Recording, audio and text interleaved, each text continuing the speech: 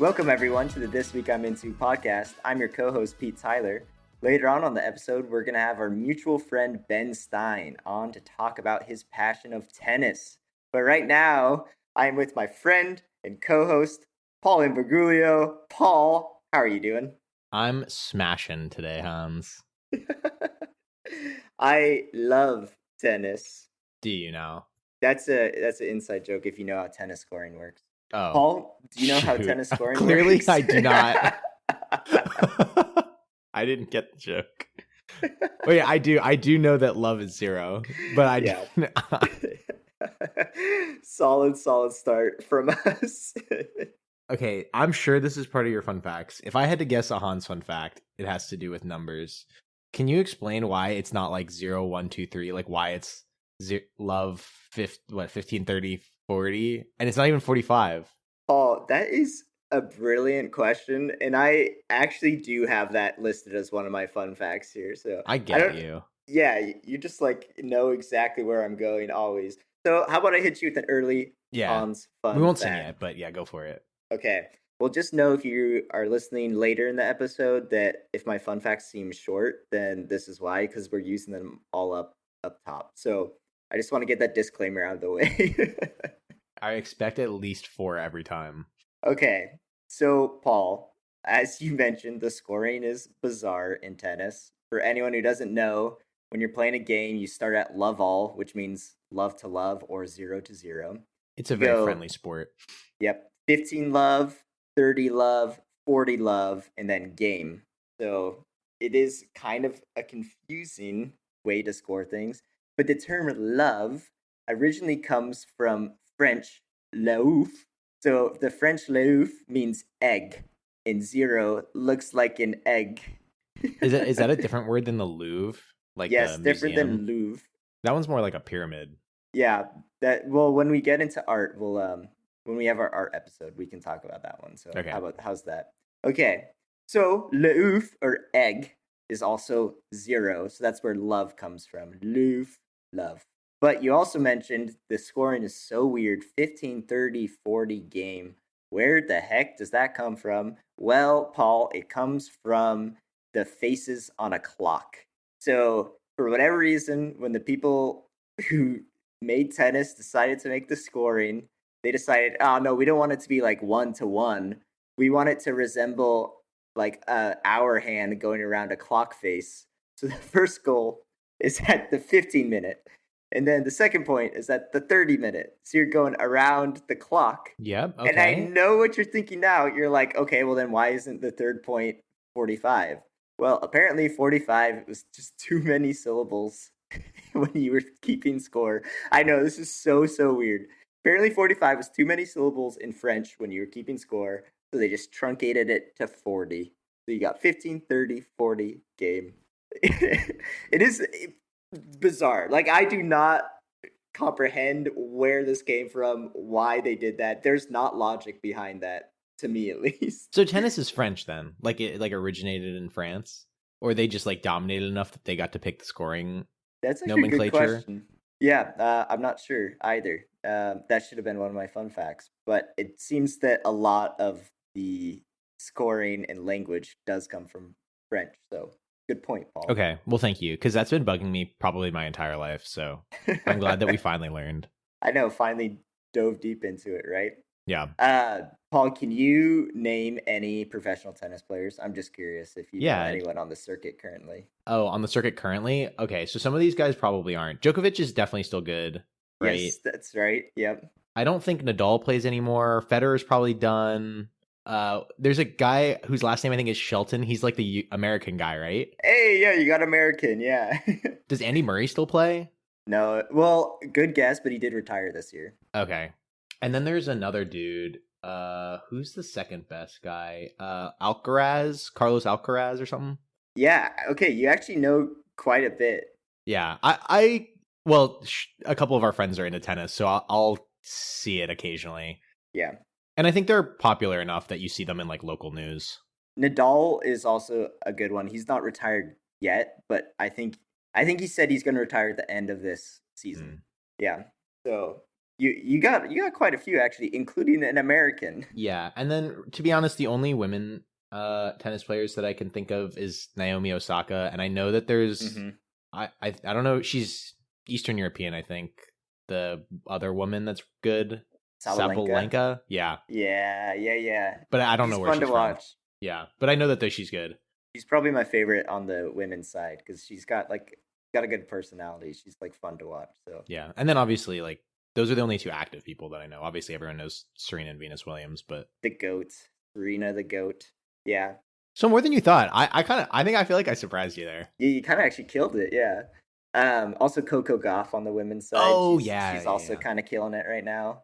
So and funny enough, Ben Shelton, great American player, but he's also not one of the best American players. There's like a couple people ranked Oh, ahead of him. he just has So a lot of personality. yeah, he's also one of the ones got a good personality. Also, he has like one of the best serves, if not the best serve in tennis. So yeah, He makes a name for himself. he's definitely has a name for himself. Yeah. Do you have a lot of experience with tennis, Paul? I know you have at least some. I played tennis, never like seriously, but my mom signed me up for lessons maybe in elementary school. Hmm. But I it was like an indoor place. And the only thing I remember about it, because I played baseball a lot, so I just wanted to hit the shit out of the ball. And I'll be honest, like I think tennis is incredibly difficult because the amount of power that they have to hit it just over the net where the gravity still drops it into the court, but not hard enough where it like shoots into the sky is crazy precise. Because Yeah. when I used to play, there was basically like the top of the back wall. So like imagine like a fence at the back of the court that you had a gap to the ceiling between. So there's like a space for people to walk behind it on this like indoor facility. And I would try to shoot it for this like 3 foot gap between the top of the fence and the back wall to try to hit it out of the court. That was the entire goal of me playing tennis was just to nail it through this gap and lose the balls. That doesn't seem like regular tennis rules. So No. And I'm seems like okay. you're Like trying to make tennis into baseball. exactly that's exactly what it was. So I was never any good. I mean, I'm okay enough to hit around, but I would never be competitive at it. I know that's true because we played tennis together last time you were in Chicago. So Yeah. Just lucky. It was luck. Me and Hans were a good rally partner. definitely, yeah, yeah. Tennis is tough because, like you said, I think there's a huge learning curve. Like it's like one of the hardest sports to learn. You know what I'm saying? Because, like you Yeah. said, you got to hit it hard, but you got to hit it in the court. There's like tons of precision. So with tennis, like you need a rally partner that's like relatively at the same level as you. Because if you play someone who's way better, they're just like they're gonna smack it every single time. You're not gonna be able to return it, and it's not gonna be fun for either of you because you're not gonna get a single point, and your partner's not gonna have fun because it's too easy for them. So it makes it tough. Yeah. Dude, speaking of, I don't know how many people have ever tried to return a serve from someone who like plays tennis. Like when you and I played, like we basically just hit it underhand to each other. Yeah. But I remember in college one time we played with Ben Stein, and I asked him to serve it to me like he would serve if he was like really playing, and it was so much harder than I thought it was gonna be. Like it was so hard to return Yes. that you just gain Yep. so much respect. You're like, holy crap, that I can't do that. Like holy crap! Because I could This would hit it take that hard, right? Like but I just couldn't get it in. There's yeah. like no way. That's literally years and years of playing tennis where you can ever get to that level where you like one can serve it that hard and two return up a serve that's hit that hard. So Yeah, Wii tennis is not doing me justice for how good I thought I was. I was it's pro, weird. Ken. It's weird. Yeah, I played so much Wii tennis and I'm not good at tennis. It's like how I played so much Guitar Hero, but I can't play the guitar. What's up with that? I don't know. They lied to me, I feel. Paul, have you ever been to like an actual tennis tournament? I don't think so. I haven't. Okay, I was just curious because I've been to one with the previous guest of ours, the Streaming Wars episode, Sean Epstein. I went to the City Open in Washington D.C. with him, Oh, cool. and it's actually so much fun. I love the way they set it up, especially in the early rounds, because the so basically when you go into a tennis tournament, you have a ticket that gets you into the grounds, and the grounds has all the tennis courts. So you have kind of like the main arena where the big dogs play, but that's only one court. And then you have tons of supplemental courts around the main court. But especially in the early rounds, only one player on each side can play on the main court, right? So that means you get really big names on the supplemental courts around the main court. So you see like huge names, like people like I don't know Nadal, Djokovic. If they're playing at the same time, then one of them's going to be on the main court and one of them's going to be on the supplemental court. You can like just walk around the grounds, see tons of matches, and just it's really fun to see. You don't even need like the ticket to get into the very specific main court. Like you'll just be with the masses and you'll see some good play for sure. So especially in the early rounds, I think it's really fun just to go in general. It's also on my bucket list, Paul, that I really want to go to Wimbledon. That's a trip I want to do for Is that the sure. one in the UK? Yes, it is. Yeah. In the way the tennis calendar is set up, and I'm sure Ben Stein can get into this later, but every year there's four big ones, the Grand Slams, and Wimbledon is one of them. The other three being the U.S. Open, the Australian Open, and the French Open, aka Roland Garros. But Wimbledon is one of the Grand Slams held in the UK, and they play on the grass courts. So I think that's like really unique. I would love to see that. I always thought that was so weird that they play on different surfaces. Yeah, that's kind of a unique aspect of tennis, right? Yeah. Like you can play on clay, you can play on grass, you can play on concrete or hard court, but each player kind of has like a specialty. Like there's definitely versatility in good players, but like Nadal is known as like the king of the clay court, right? Like he never loses on clay. Like that's his thing. Hmm. I think it's really interesting that you can be really good at one surface. Just knows all the spin and stuff. Yeah, yeah, it's pretty interesting. But yeah, I want to go to Wimbledon, and part of the Wimbledon tradition is you get strawberries and cream. That's like something they serve. So Mm. I don't know. That sounds really good to me. So Well, isn't there something at the US Open? I remember it was like some honeydew drink. Is that the same every year? Like they have like a signature drink?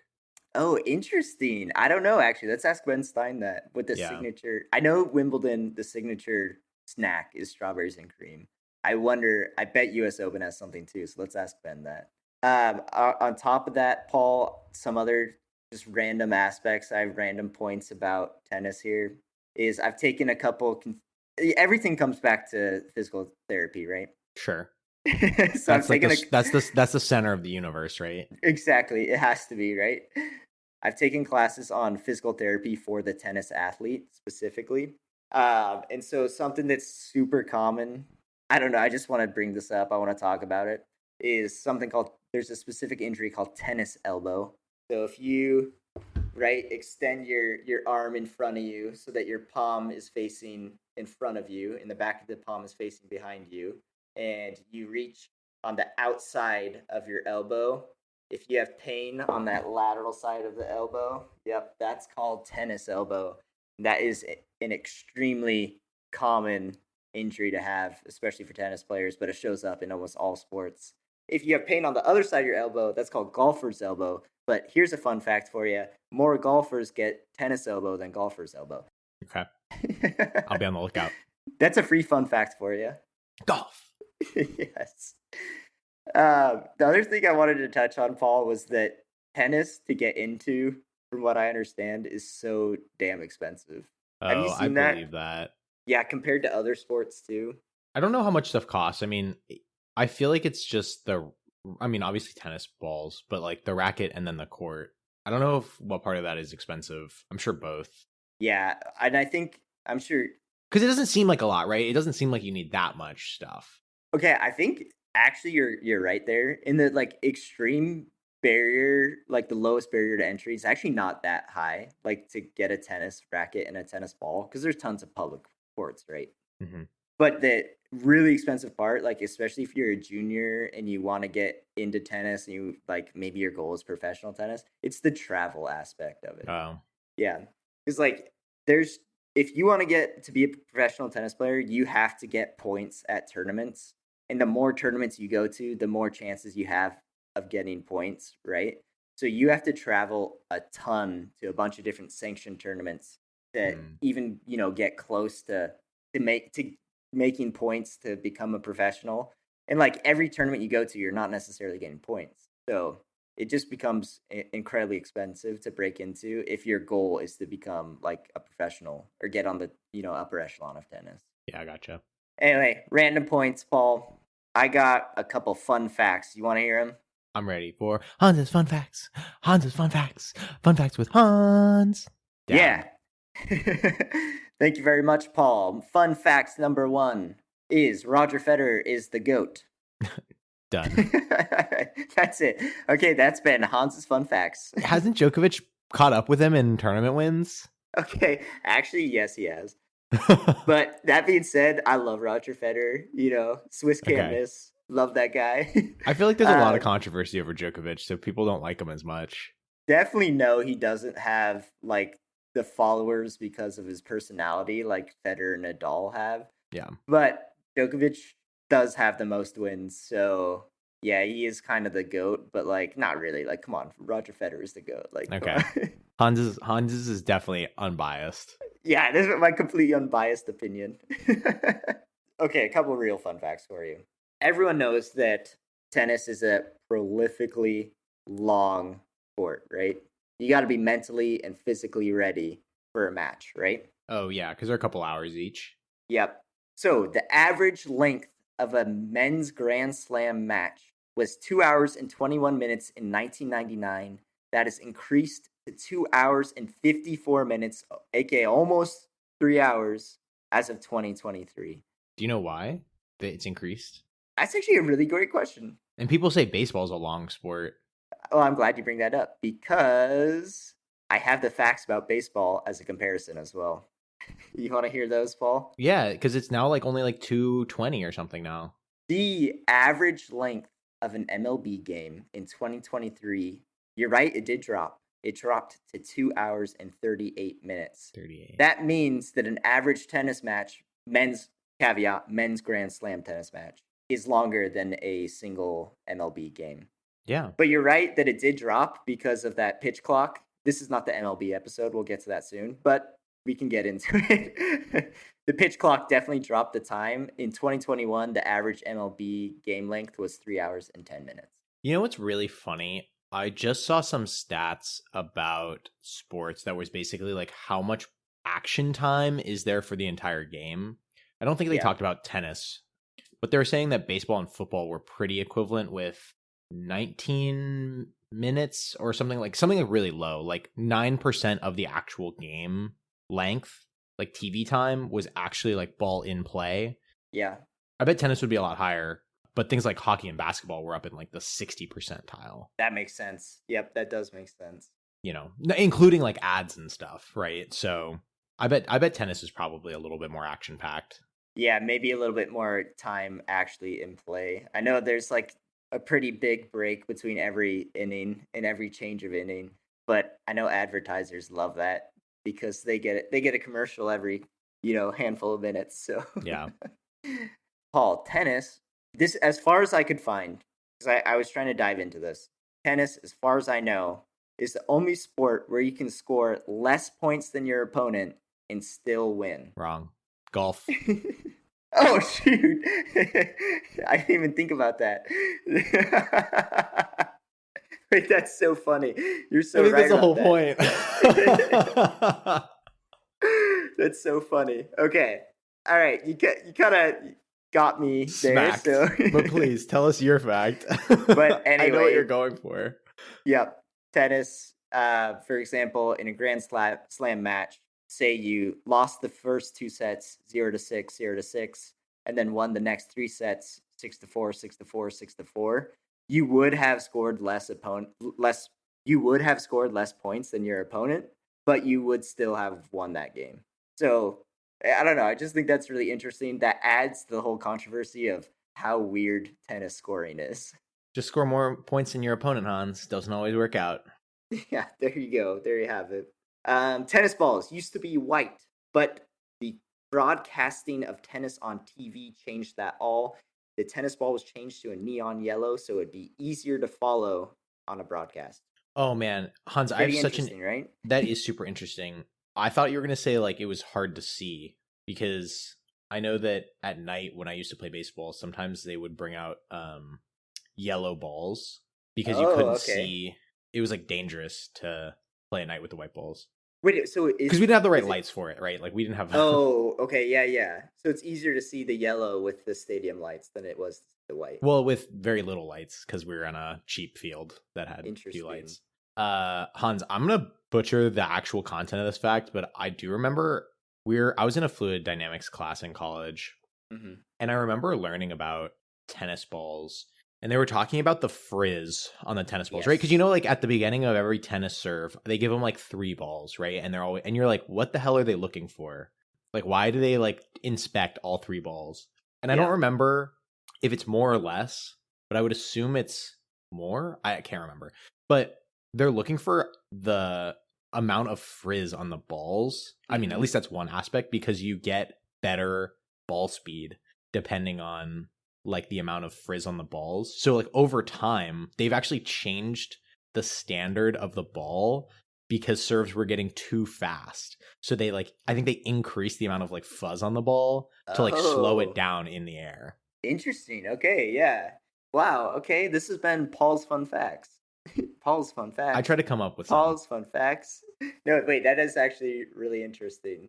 It's not really something you think of always, but like, yeah, the mechanics of the ball are gonna change how the game is played. So I think that is actually really interesting. Yeah, because if you know much about baseball, like they'll change aspects of the ball every once in a while. Hmm. If it's too good for pitchers, too good for hitters. Yeah, I assume they do it with tennis too. I also wanted to add we were talking about color changes with balls. The orange ball in soccer. You ever heard of that one? This is like a FIFA World Cup thing. This is like, yeah, this is professional soccer. I know it's definitely MLS, but if the pitch is adorned with snow, then you actually can't see a white ball very well in the snow. Oh, So they'll bring out an orange ball if there's too much snow on the pitch do itself. they Yeah, play in snow? they do. Yeah. I think soccer like pretty much will play in anything except for lightning, right? I mean, I think Yeah. that's true for a handful of sports, but yeah, they'll put the orange ball out, and then it's actually kind of special. It's like kind of a special occasion for fans and players. It's like if the orange ball comes out, like you know something's about to go down. Like it's about to be a wild game. Yeah. Yeah, because playing in snow, I mean, it's got to be such the great equalizer, as they like to say. Yes. All right, one last fun fact for you, Paul. The Wimbledon trophy is adorned with a tiny pineapple on it. Are It we all has swingers? Like, what's going on here? I knew you were gonna say that. This is not the well, that is This not is the not the first time first you time. brought up swingers on the podcast. That's Okay, so well, funny. stop talking about pineapples. Apparently, there's an English tradition dating back way back of placing a pineapple on your gate post when you would return from a lengthy journey. So it's a very traditional thing. I So for want to some say those two reason, things might be related. all right, no further comment. That's all I got. Okay, sorry. That's my fun facts right there. All Yeah. right. Paul, you have any tennis resources you want to shout out? Tennis channel. That's the Tennis only thing. channel. That's the only thing about tennis that I know. There you go. That's where you can watch tennis. Beautiful. There was like a F1 Drive to Survive style documentary on Oh yeah. Netflix for Breakpoint. tennis. Yep, Breakpoint. Fair. I enjoyed it. I thought it was pretty good. If you love tennis, it's it's probably like the same how F1 fans feel about Drive to Survive. Like if you love the sport and then watch the documentary, you'll probably be a little underwhelmed. But I don't know. I thought it was enjoyable, so It's I'll good to give it get a people shout out. into the sport. I think that was the intent. I agree. I agree. There's like this YouTube channel I've been following that I really enjoy called the Tennis Brothers, and it's this guy who's like he travels all over the place and he's like trying to make it professional. And so far he's gone to tons and tons of tournaments, and so far he's got 2 points, which Yes. I think technically actually does make him a professional. I forget how it works, but he is in 2 different tournaments. He's gotten a single professional point. So I don't know, entertaining. Follow the Tennis Brothers on YouTube. Interesting to see. And then one last thing, Paul. I gotta shout out 7 Days in Hell. You know that one? No. The It's movie. it's a movie. It's a mockumentary. It's on HBO Max. It's Andy Samberg and Kit Harrington. play the longest tennis match ever. Okay. It's really funny. I actually definitely suggest that one. That's my biggest shout out. 7 Days in Hell is hilarious. So, Damn, he's making me get 2 streaming services for this.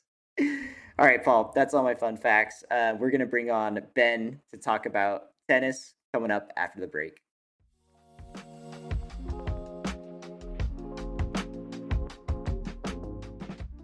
Welcome back, everyone. Joining us now, we have our mutual friend, Ben Stein from UVA. Ben, welcome to the podcast. It's so good to have you.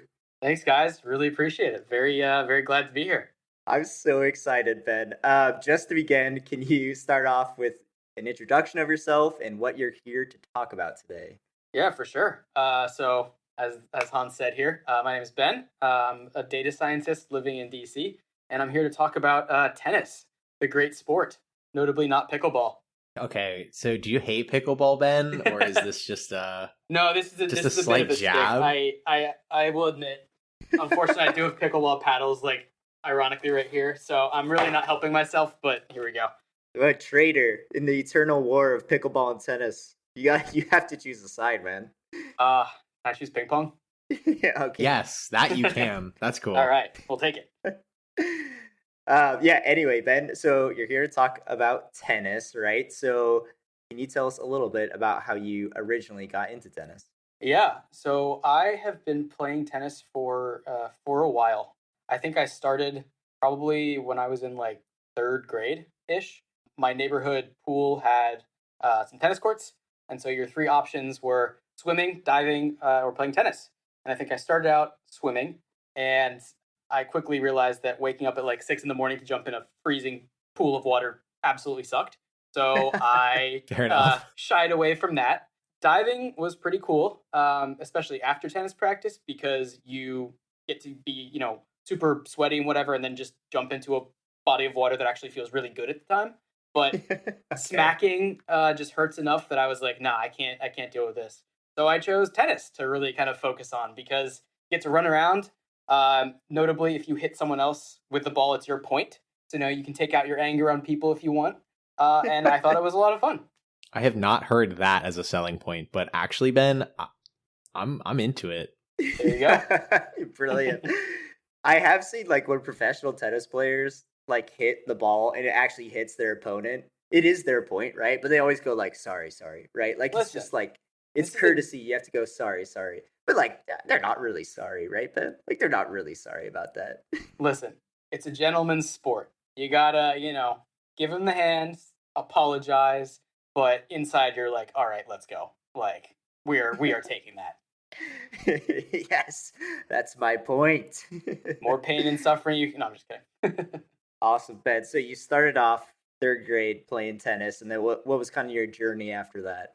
So I think I started off just playing over the summers, at the neighborhood pool. Really enjoyed it.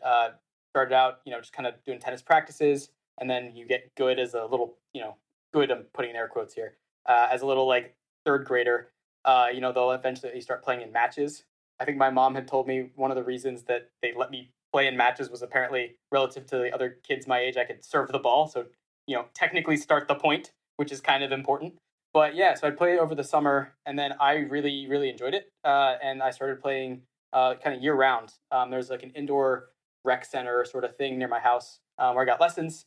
Kind of kept doing that, changing around sort of the lessons that I took and where I took them throughout the year. But then in high school, I was on the tennis team in my high school, and I actually started coaching tennis as well in the summers, back kind of at the pool where it all started. So that was my journey. Unfortunate to say, it kind of... That's a beautiful circle. Oh, thank you. Fortunately, it kind of capped it at high school. I was not good enough to go pro or play in college, but that was okay. I had other goals and ambitions. Not salty, I promise. That's all right. Do you still watch a lot of tennis or go to any tennis tournaments? Not as a player, I'm assuming, but as a fan. Hold on there. Wild or as cards a are player. definitely a thing. He brings his racket, but they don't let him on the court. Well, you sneak on. Listen, there's streakers in every sport. Well, that's all I'm going to say.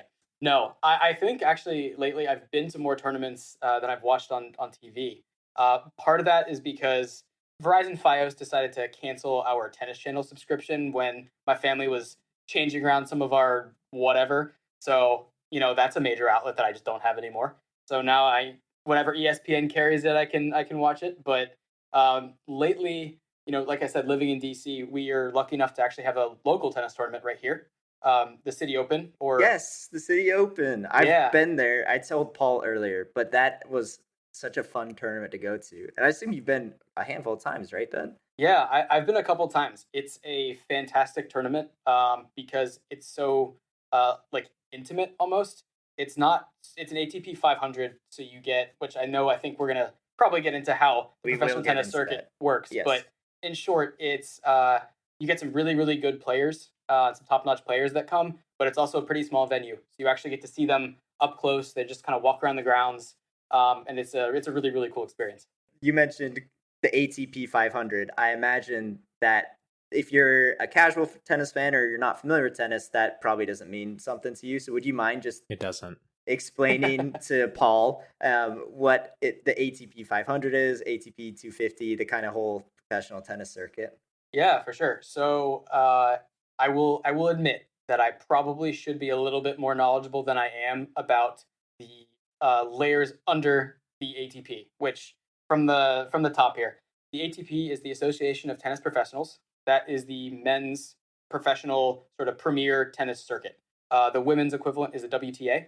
Now the ATP has their sort of top level series, but they also have challengers events, which are not what you're going to see as much on TV.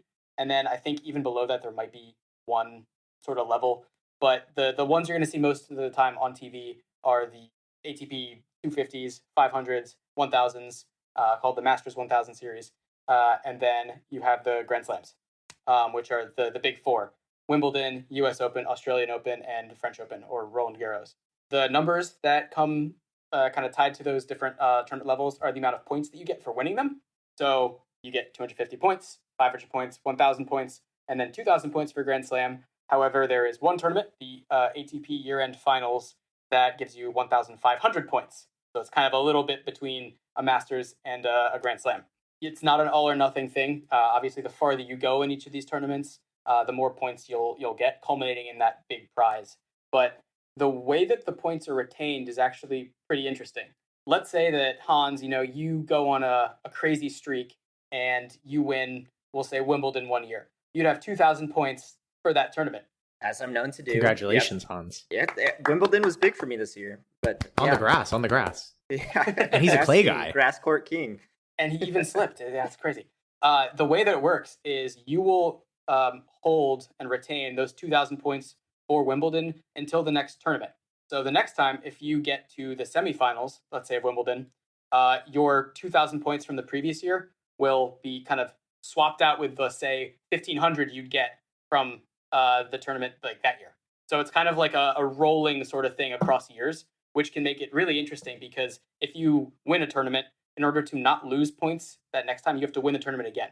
Does that make sense? You have to, I think I've heard it called defend your points, right? Pretty much, yeah. You get a ton of points from Wimbledon, but say you get out, first or second round, the next year at Wimbledon, you lose so many points. So if you win Wimbledon, to keep your point tally up, you should probably win Wimbledon again. Well, to not or at least lose try to points get far, at all. right? Yeah, but that's also kind of nice in the sense that it allows the game to be played point wise on the margins, because just because you get to the third round or the fourth round, that's actually can be pretty good. If you win another tournament you didn't win last year and don't lose as many points from Wimbledon in this example, you could sort of break even. So I don't know. It's very interesting. Yeah, and then can you just explain why do the points matter? What are we trying to gain from these points? Money, fame, everything you could ever want. Celebrity. I like money, Ben. Well, there is a lot of money in tennis. At the end of the year, do you just get whoever is the highest ranked or has the most points gets a trophy or gets a prize pool, or is it just kind of for ranking purposes? So like I said, points from a tournament will roll over from year to year. So there's kind of those constantly adjusting rating or constantly fluctuating ratings and rankings. But I had mentioned the year-end finals. That's the 1,500 point tournament. That is judged on how many points a person gets within the 1 year time frame. So the counter, sort of the race to the finals, if you will, that resets January 1st of every year, or what if they use a different sort of year, calendar year, whatever. So that's kind of like the best player in a 12-month time frame sort of thing. Whereas all the other rankings, so if you Google, I don't know, I think probably Yannick Sinner is number 1 in the world right now or something. He would be the number 1 in the rankings that kind of roll over. But he also could be the number 1 in this past year. I'm sure he's qualified for Turin or wherever the finals is now. Okay, so they don't like get you any specific prize. It's not like winning the league, like having the most points at the end of the year doesn't like get you something. It's all about like seeding or going to that tournament or. Yeah, it gets you the opportunity to play for the 1500 year-end sort of Masters, which comes with prize money and other things too. Gotcha. I have a couple questions about lower ranked tennis. So I'm assuming the Grand Slams, I don't know how many people get to play in that, but let's just say, well, maybe you have the answer. How many people get to qualify for a Grand Slam? Qualifying, I have absolutely no idea. Oh, maybe that's the wrong question then. I don't know. I think the main draws for Grand Slams are, I'm going to hope I'm right here, it's either 256 or 128. I want to say probably 128. But yeah, I know they do have a whole separate qualifying draw that happens for however many wildcard spots they have, unless the wildcards are awarded differently. For example, the U.S. Open, the winner of the NCAA titles for college, they actually get wildcards into the U.S. Open. So some of them are allocated differently, I'm sure, at each of the different tournaments, but the rest are just played for in a wildcard draw. That is such a cool tradition. So, like, if you win collegiate tennis, then you get to play on the big stage of the U.S. Open, like at a Grand Slam. Yeah, so actually, I think he graduated, when we were first years or maybe the year before, but Isan Kwiatkowski, who was a former UVA tennis player who then went pro, he won the NCAA singles title and got to play in the U.S. Open. I don't think he made it too far. But, it's still a really cool experience. It allows you to play for those ATP points, which are like the all-holy currency of the tour, because that's what's going to eventually get you sponsors and rankings and et cetera, et cetera, et cetera. So that's what it's all about at the end of the day. So, I do want to get into the money aspect of being a professional, but just to kind of get us there. So let's say these Grand Slams, just to pick a number, let's say it's the 128 people get to participate, right? And I'm assuming that it's basically the best 128 people, more or less. I know you said it was probably like 100 and some wild cards, right? But generally, like, you have to be top 100. As you go down to tournaments that are not Grand Slams, how do those work a similar way? Like, if the number 1 guy wanted to play in a really low ranking tournament, like, would he get first dibs, or are there tournaments designed for people who have less points to kind of go rise the ranks? No, that's a good question. So keep in mind, the Grand Slams are like the big 4 events in tennis per year. I don't think there's any really concurrent programming going on there at the top echelons of the tour. So all the top players are going to be there and they're going to attend. And if they're on TV, like, basically, if they can attend, you might know the names. Like, these are the biggest names in tennis. At all other times during the year, there might be I believe there might be multiple tournaments going on in different places. Or they might be slightly offset by a couple days or something. The players are going to have to pick and choose. So as you go down those point values, Masters 1000s, that's like, you're still going to get the top of the top players every year. And I don't think those are overlapping. So they're kind of spaced out. That's going to be, again, the top talent. But as you get down to like the 250s and the 500s, then people, have some flexibility. Would I want to travel to XYZ location from wherever I am? Do I want to rest and recover? Do I think I play better in, this place or that place? There's a lot of decisions. I'm sure they also have different like prize pools, and you could also probably, take it one step farther and predict, oh, is this player going to be at this tournament or not? I don't play well against him. There's a whole lot that goes with it. But then going down to the Challengers Tour, which I said was under sort of the ATP World Tour. The Challengers Tour is where you would kind of start out your pro journey. That's when you'd have lower ranked guys who are really trying to play for, I don't even know how many, honestly, I don't know how many ATP points, but less than 100 or less than like 250, which would be the lowest denomination on the ATP Tour. Sometimes you'll have instances of professionals who are at the top of the game. For example, Andy Murray, Stan Wawrinka, a bunch of these guys, Dominic Thiem. They will, if they're really not doing well, or if they're coming back from injury or something, if they've been out of the game for a while, they might start back at the Challengers Tour to get a couple reps under their belt before then and build up their rankings. Because again, points will expire if you don't perform at like those same tournaments. You're gonna keep your records up. They will kind of start taking some reps in the Challengers Tour to get that competitive edge back, and then start building their way back up to where they were. So you do sometimes see people drop down, but especially dropping down to Challengers, that's much rarer than just doing a 250 or something.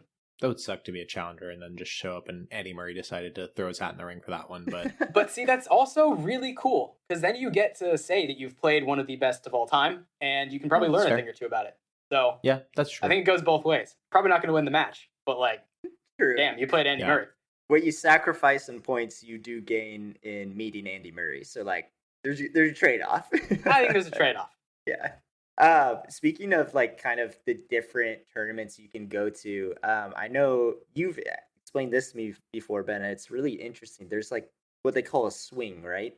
Throughout the calendar year, there's different locations that are kind of the hotspot of where the players go to. Would you mind just explaining what the calendar swing looks like? Ooh, the calendar swing. I'm not going to pretend to remember the like order of things here, but that's totally fine. Just like the general spirit of what the swing means. Yeah, pretty much. With professional tennis, you get people traveling from and players from all over the world. If they were all from Maryland, the United States, they could all start in one place and end in one place. But that's just not how it works. So tournaments, kind of in the same general area, are going to be typically scheduled around the same time to make it easy on travel for the players. They can be more refreshed and stuff as they're going from place to place. So you have like the Asian swing, the American hard court swing, kind of like the tune up to the US Open. All the tournaments are really going to be in America. So at most you have a 6-hour flight to LA if you're in DC or whatnot. So yeah, that's kind of the idea of swings. Yeah, you kind of like, okay, here's the like clay court European swing. This lasts a couple months. Then here's the hardcourt American swing. This lasts a couple months. You're kind of like packaging the tournaments, and whether that's ATP 250, ATP 500, ATP 1000, like kind of group them together time wise. You group them together geographically, yeah, just to make it geographically, yeah, just to make it easier on people. Now, I'm sure there's always exceptions. Again, I do not pretend to have the whole ATP or WTA schedule memorized, but I'm sure there's exceptions to this where, they might be in America and then all of a sudden people pop back to Europe for some tournament. But generally there are these big swings that definitely help the players. What I wanted to talk about, Ben, was watching tennis. So I've played like a little bit of tennis. Like I know how to hit back and forth. I know like some of the basic rules. But I'm curious, like, what do you find most interesting about watching tennis matches? And then is there anything that you think as like a new fan or like a novice watcher that I could like look for that would like pique my interest? Yeah, well, I will say, and I've talked to a couple people about this, I think that tennis is definitely an underrated spectator sport. It is very fast-paced at times, like a basketball or something like that. But there's also a lot of tactics that you'll see based on how players are serving, where they're serving, how they're setting up. They're being aggressive, they're being defensive. So you kind of get a great balance. I will say, watching on TV is also a completely different experience than watching in person. If you're going to be watching in person, you better have really strong neck muscles because your head's just going to be going back and forth the whole time. But, hey, it's a good workout if you don't have those neck muscles. But no, in all seriousness, one of the coolest things that I don't think is fully captured on TV, and I'm sure this happens for all sports, but that you can really tell in person is just how athletic some of these people are. Gael Monfils is one of my favorite players. He's a Frenchman. He is known for like just being unbelievably fast and also hitting these crazy trick shots that miraculously work. And he's amazing. Gael Monfils' coach is on record as saying that if he was not a professional tennis player, he would be an Olympic class sprinter. So that's not something that every tennis player can lay claim to. But when you actually see the physicality of some of these people, it's incredible. Hearing the sound in an arena when somebody hits a serve at 145 miles an hour, that is, something special that you just don't see every day. So I would say really just the pure athleticism and just kind of imagining what it would take to do some of the things they do, because frankly, it is impressive. Speaking of Monfils, who are the main players on the tour that you think we should be looking out for? Like, we're novice watchers, right? Like, so who am I getting excited about? And you can really tell me anybody because I have a very multiple mind in this situation. So there's this great guy, Roger Federer. He's retired, but you know. Too late, man. No, Everyone loves him. I do. I love Roger. God, yeah, definitely. He is my favorite player of all time. So I would say if you want to watch great clips, maybe I'll plug that later. But YouTube Roger Federer. Anyway, Okay. People to watch. Admittedly, I've been a little bit disconnected from the world of watching professional tennis, but I do know that the two big names right now really are Carlos Alcaraz and Jannik Sinner. So you got a Spaniard and an Italian. And a little fun fact about Jannik Sinner, he, I think, at one point as he was growing up, he had to make a very, very important life decision. And that was whether to be a professional tennis player or to be a professional skier for Italy. So man's got many talents, both on the slopes and on the courts, which is pretty cool. Wow, That just I makes wish me I so had to make that jealous. decision. I know. To be that talented, if only. Those But I will multi-sport say, athletes. what's interesting about their games is Carlos Alcaraz has a very sort of fiery, powerful game. He can hit winners from anywhere on the court, and he's incredibly fast, very flexible, just an incredible top-notch player. But what I find very, very interesting about Jannik Sinner is he's very Djokovic-esque in that his shots are very equivalent from his forehand and backhand. Usually, if you look at stats from people hitting a forehand or a backhand, they have a two-handed backhand. Their backhand's probably going to be a couple miles, if not many, or significantly, a couple miles an hour slower than their forehand, just due to like physics, smaller lever arm, whatever. But Jannik Sinner, his MPH coming off his racket and also the spin, the RPMs for both his forehand and backhand are like pretty much equivalent.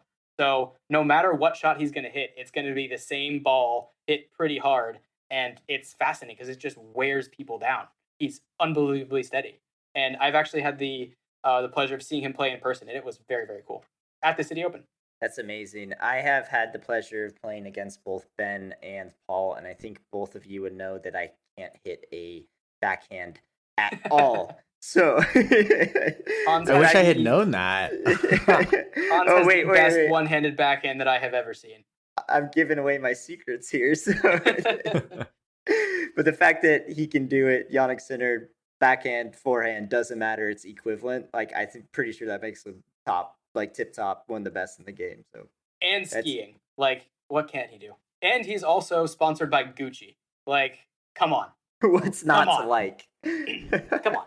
That's awesome. Ben, speaking of like seeing professional tennis and spectating it, have you been to any other tournaments in person? I know you mentioned the City Open, but how about any like Grand Slams or any other tournaments around the United States? Yeah, so I think when I was younger, we went to the Miami Open, but I was feeling really sick, so I left early and did not remember any of that. But I have been to the U.S. Open twice. Was lucky enough to do that. And there's actually a funny story for one of them. In high school, we, like I said, I was on the tennis team, and every year we'd take a tennis team trip up to Delaware, to Dave Marshall's Tennis Academy, which, there we go, shout out Dave Marshall. Great guy. It doesn't mean anything to me, but shout out Dave Marshall. It will to him. if he hears this, yeah. So Dave, in addition to, kind of coaching, running a little coaching operation there, he also did some professional coaching. And so he had coached the Bryan brothers, the greatest doubles team of all time, John Isner, who was the American #1 for a while, a couple collegiate players, and some other names too. And at one point, years later, this was like, I don't know, 2 years ago, maybe 3 years ago, I was browsing Instagram as one does. And I just see a post from Dave Marshall, who apparently I followed, I don't know, back in high school when we went up there. And the post said, hey, my players are playing in, the U.S. Open mixed doubles, and they got to the finals, and the USTA is like, hey, we have free tickets. So now I have free tickets if anyone wants to come, message me or whatever. And I thought, this can't be real. This cannot be happening. So at like 8:39 p.m. at night. Send me your social security number, right? Well, he didn't ask for that. He did ask for the bank account information, though. No, but 8:30, 9 p.m. at night, I messaged him like, we haven't talked in years. I don't know. Like, hey, is this real? Do you still have tickets? And he's like, yeah. How many do you want? And so then 6:15 the next morning, like myself and 4 friends were just piled into a car to drive up to New York City for the day, and we got to sit like courtside, like second row, for this mixed doubles final. It was incredible. Unfortunately, the players lost, but we still had a great time. I can confirm that the signature drink of the U.S. Open, the Honey Deuce, is very, very good. That makes me and Paul so excited. I was trying to remember what it was, and I remember it sounding really good. So I'm it's glad very that good. It's a little expensive, held up. I will say, but you got to do it. You got to do it. What's in the Honey Deuce? Not to tangent. What's in the Honey Deuce? It is Grey Goose vodka, Chambord, which is raspberry liqueur, and I believe lemonade of some sort. And then it has like honeydew melons that are like the tennis balls on a little skewer. Lovely. Sign me up. Pro tip: let those like soak in the drink for a while, and then eat them to the end. Yes, this is the kind of tips that this podcast was made for. We're getting into nitty gritty here. I love it. Soak your gummy bears in Sprite. Okay, maybe not that, Paul. Oh, okay. Sorry. Ben, do you have? If you had to choose a Mount Rushmore of tennis tournaments, you get 4. And What they do you can't put in all on be your the Mount Grand Rushmore? Slams. Yeah, and don't choose all Grand Slams. That doesn't count. Okay. Oh man, that's tough. I don't even know if I've been to 4 separate tournaments in person. That's a great question. I'll allow you to expand it if there's one you're really interested in. You can include it. So I will say that no matter what, the crown jewel, which I think a lot of people probably agree with, would be Wimbledon. I was lucky enough to actually go to Wimbledon, but just not during the tournament. So we got to like walk around and stuff, and I got to do the important thing, which was raid the gift store. But yeah, no, I would love to go. I think that'd be a really, really, really cool opportunity to go and see that, just with all the history and the traditions and whatnot. But let's see. I love my local tournament, the City Open, as I've mentioned. Can't go Lovely. wrong there. Gotta put it on Mount Rushmore. It's going up there. I think it would be very cool to go to Basel. I'm a huge Federer fan, like I said. I would love to go to Switzerland. It's a beautiful country, but also to see his hometown, get to explore that. Fangirl, because I definitely would. If I had to pick one other one, I think Roland Garros would be really, really cool. Granted, it is another slam, but it is the pinnacle of the clay court tennis. It is the epitome of clay court tennis. So many people in Europe and across the world grow up playing on clay. That was not me, but it is beautiful to just look at, the stunning red brick crushed up. I appreciate how hard it is because clay can be very annoying to play on at times. Yeah, I think it would just be really, really cool. Plus, you're in Paris. Like, come on. It's Paris. There's a lot of wins there.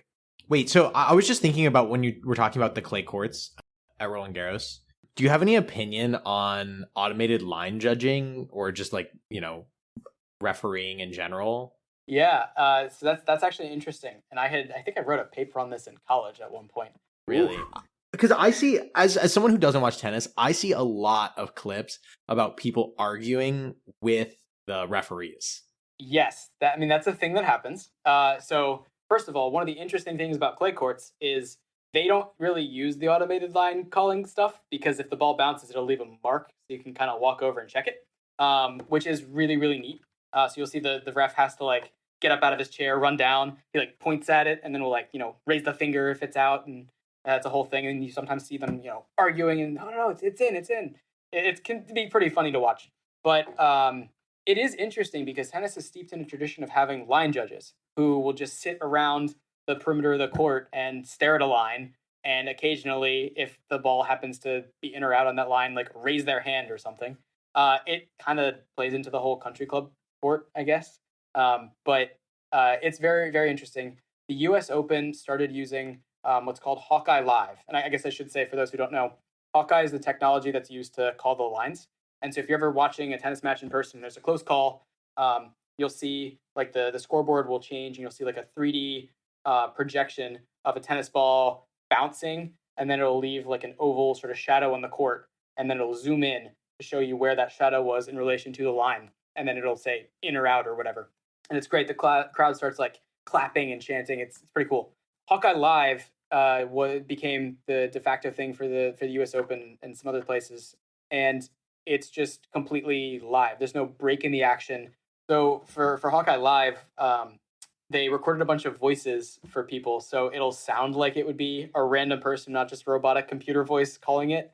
But the voices change, so it's kind of as if there was a bunch of people around the perimeter saying something. But it kind of threw me off the first time. But it is interesting. Since it's the same technology that's applied to like the individual zoom-ins kind of that used to happen, I don't particularly have a problem with it. I think it is more accurate than line judges who are fallible. However, I do think it's important for people to understand what Hawkeye is actually doing, because it is not tracing the ball through impact. It's giving a statistical projection of where the ball likely was, and so there is error associated with that impact zone, and they don't really show the error. They just kind of show the result.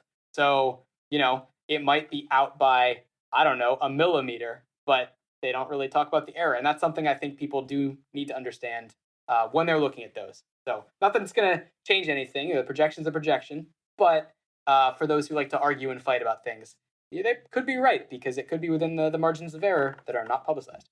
Do you think that they're moving towards having less referees, or do you think that they're just trying to like incorporate that where like a player can call for a review, but they still do like the majority of the calls by regular referee?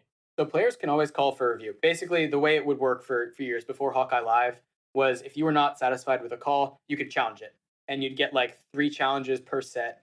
And I think if you got it incorrect, you would lose 1. So if you were correct, I think it would they're like, okay, good job. You can keep your challenge. But in terms of moving toward less referees and stuff, COVID impacted tennis a lot because it's not just the 2 players on the court or 4 in doubles and the referee. You had all the line judges there and also all the ball kids. So there's actually like a good amount of players on a court at any one time in a professional tennis match. And in COVID, when everything shut down, they had to completely change that. So ball kids usually, in addition to just giving the balls to the players, they'll also like hand them their towel or hold an umbrella over them if it's sunny or raining or whatever when they're on the bench.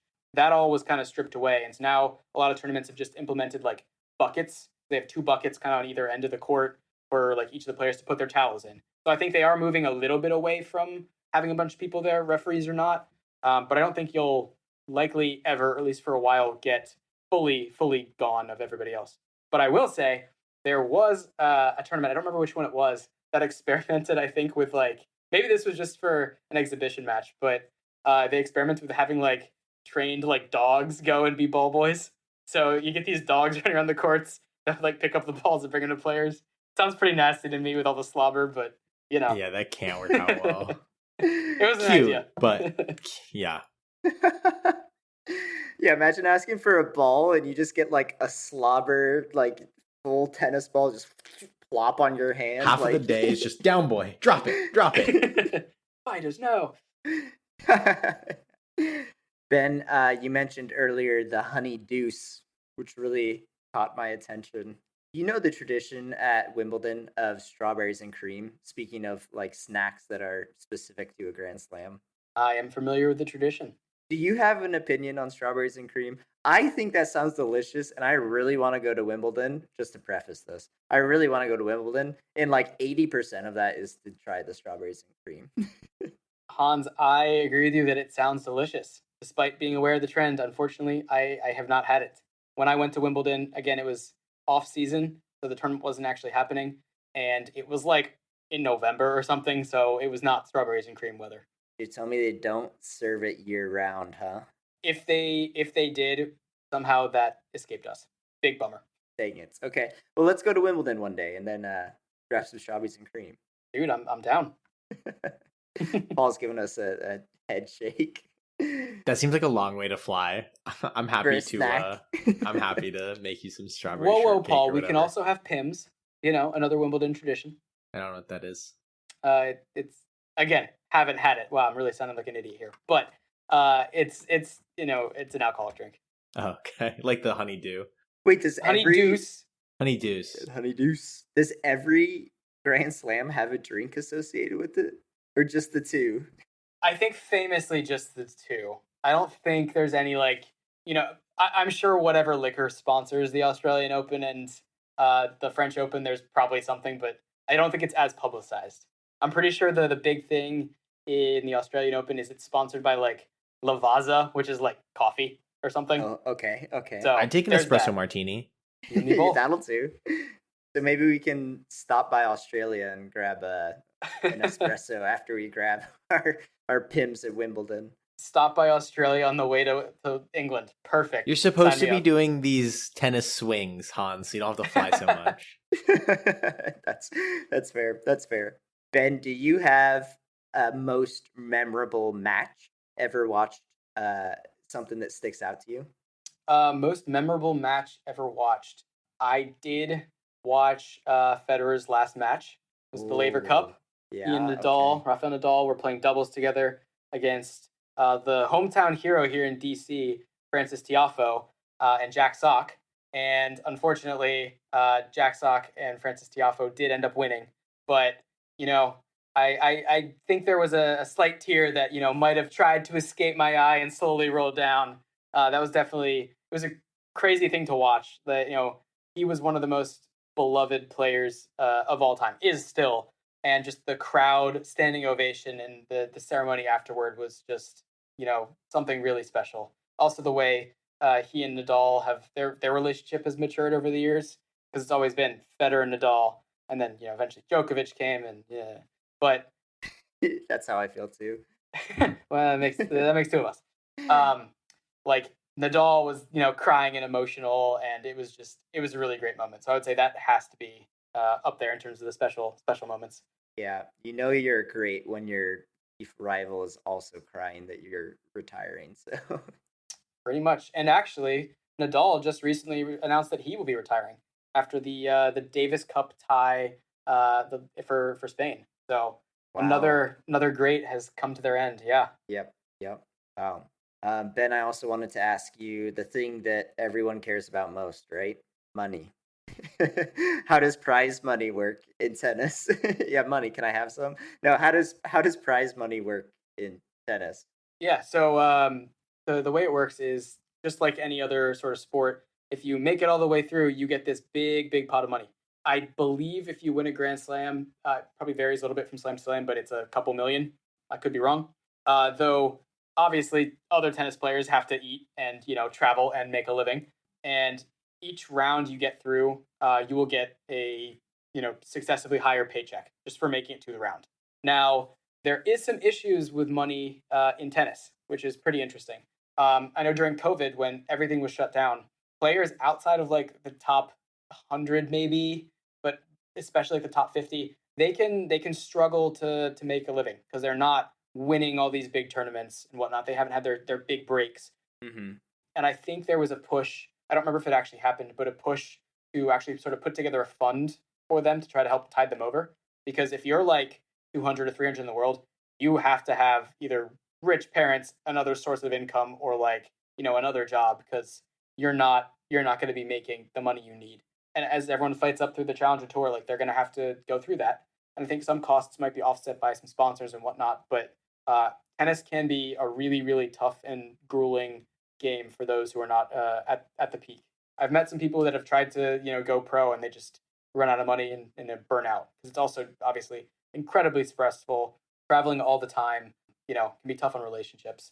But yeah, so that's how the tournament prize money works. But a lot of, for the big top guys, you're also going to have sponsors, and that can be big sources of income. I think Federer had signed like a 10-year, $300 million deal with Uniqlo. They have these just crazy numbers. Now, granted, he's probably an especially marketable athlete, but that can get you a lot of money. Yeah, I always kind of wonder when I see like Djokovic wearing like Lacoste. Like this seems kind of random, but I'm sure because he's gonna paid a lot of money to do it. So Uniqlo used to sponsor Djokovic, but after he switched over to Lacoste, they had to find someone new, so they found Roger. Now that's not actually how it happened, but that's what I like to think. They just had to have a upgrade. big guy. That's an Upgrade for sure. Oh yeah. I like to think that Djokovic was uncool after the whole like anti-vax thing in Australia. Sorry, do you mean Novax Djokovid? I didn't come up with that. I did see that Astutely somewhere on the put. internet. Okay. But yes, I agree with you, Paul. Awesome. Ben, obviously this podcast is about getting into a new passion, a new hobby every week.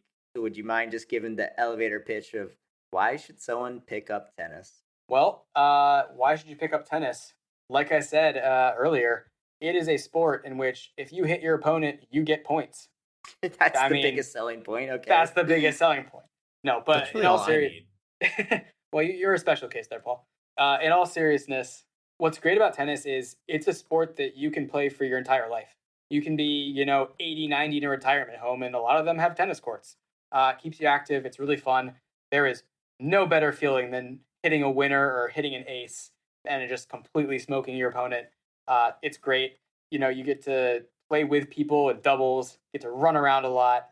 Plus, it's relatively accessible. If you ever want to start, go to Walmart or Dick's Sporting Goods or anywhere and just pick up, a tennis racket for like $20-$30. It doesn't have to be one of these super fancy rackets to get started. Do that. Maybe your local neighborhood would have some tennis courts, or there's a public park or something, and just start hitting around and see what you like. See if it's fun. And whatever you do, don't play pickleball. All right, Ben. You got any plugs for us, either personal or any content channels you want to give a shout out to? Yeah, I would say, as I said earlier, literally just go on YouTube and just type in Roger Federer. If you're feeling fancy, Roger Federer greatest hits, and you will see some of the most beautiful and elegant tennis ever played. I would also say if you're trying to get better, if your mind sort of thinks like mine and it's really mechanically and process oriented, I do like watching really like slow motion clips of professionals where it's really slowed down. You can see exactly how all their individual sort of body mechanics are happening and moving as they swing through it. I would also say, shout out to the ambiguous Walmart or Dick's Sporting Goods near you for probably having a tennis racket that you can get if you're trying to get into it. And finally, I'll say the literal neighborhood tennis court that you can start playing at over the summer. It worked for me, got me my first job, and it's turned into a lifelong passion. So seriously, start small, start local. Amazing. Ben, thank you so much for coming on the podcast. Of course, thanks so much for having me, guys. It's been a pleasure. Yeah, let's go grab a honey deuce now. What do you think? Anytime, Hansi. Amazing. Thanks, Ben.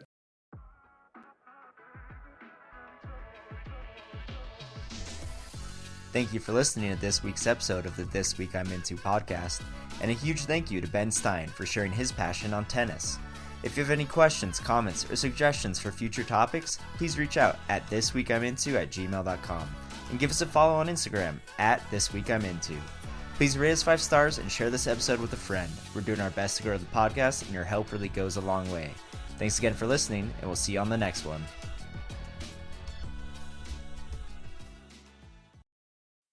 And now, a word from our sponsor, but legally, they don't actually sponsor us. Hans, big idea. Revolutionary idea. I'm talking game changer.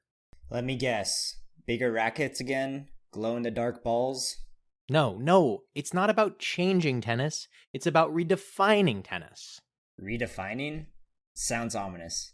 I don't know if we appreciate ominous here at the International Tennis Federation. Imagine this. A version of tennis that's smaller, quicker, and get this, played in half the space. Half the space? That's barely enough for a proper serve. What would you call this? Half tennis? No. We call it something fresh, something zippy, like net smash or pocket court. Why would anyone play tennis but smaller? Think about it. It's less intimidating, no longer rallies, no need to master a serve that has choreography from Swan Lake, just a quick little tip-tap-tap. Tip-tap-tap? That's what you call tennis? What's next? Ping pong paddles? Interesting angle. Smaller rackets, yes. We ditched the fancy tennis outfits. People can play in flip-flops if they want to. Flip-flops? Paul, this is the Tennis Federation. We uphold tradition, respect, the sound of a ball thwacking against strings, not whatever noise flip-flops make. Picture this. Casual courts and parks. No membership. No exclusivity. Families playing together, a sport for anybody. A sport for anybody? You're talking about taking our dignified game and shrinking it for the masses? Exactly. You get it. No complicated scoring system, just keeping track of who's winning by vibes. Vibes. Paul, do you hear yourself? What about the elegance, the history, the artistry of a 5-set match? People don't want 5 sets, Hans. They want 5 minutes. Quick, easy and out. Nobody gets sweaty. No one gets sweaty. Now you're seeing it. No sweat? It's actually kind of appealing. And the best part, we can charge for the equipment. Special rackets, special balls, special shoes. You mean flip-flops? And before you know it, we've got a movement. A movement for tennis light? Not quite. Something small, something cute. Pickles, maybe? God help us. Don't worry, Hans. You'll be remembered as the visionary who brought tennis into the 21st century.